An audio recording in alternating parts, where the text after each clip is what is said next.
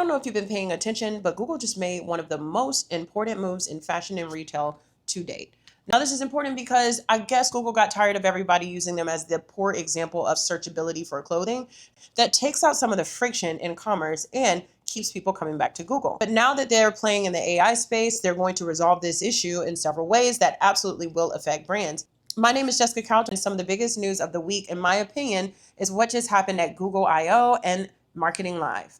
All right, so I spent the last 24 hours going through all the announcements and the press information as it relates to retail. I even took a look at some of the demos, which were pretty impressive. And there are 5 things that fashion brands should actually pay attention to from all of that news. And so I'm going to break those down for you.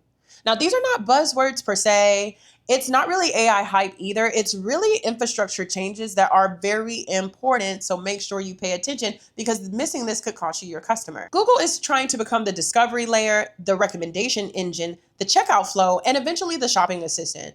And so for all of that, that's going to change how brands show up in the e-commerce space, what they need to prepare for, and how this is going to affect business in the future. And because it's Google, it's going to be big and a little bit unavoidable.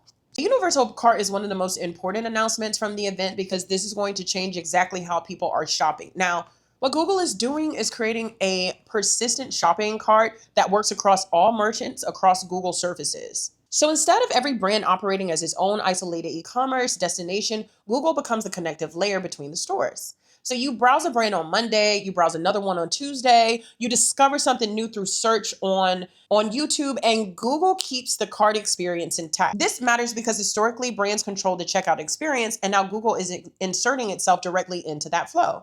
And honestly, fashion should pay attention to this very carefully. We already know that a lot of people have had issues with the e-commerce experience going to different sites, and there's a lot of time and money spent on driving that traffic to these sites. But eventually it seems like Google could possibly eliminate this altogether, which means your e-commerce strategy has to change accordingly.